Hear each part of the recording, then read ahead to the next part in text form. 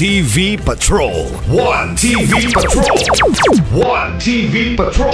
One TV Patrol.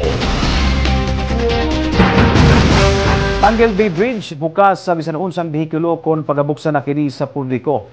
Gipaklaro ni Department of Public Works and Highways Secretary Manuel Bunuan nga bukas ang Tanggel Bay Bridge sa bisan unsang matang sa mga behikulo daan ug bugat.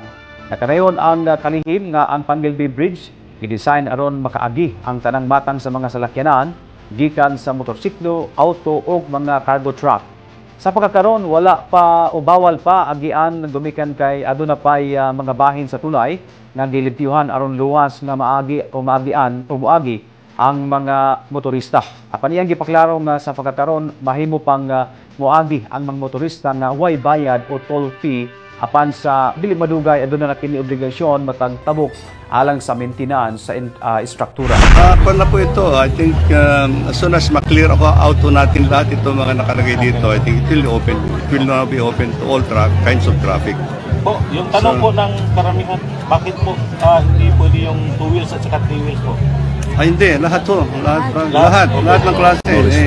Itong tulay na ito, na-design para sa lahat ng klase ng sasakyan. Sek, may bayad po ba? One TV Patrol.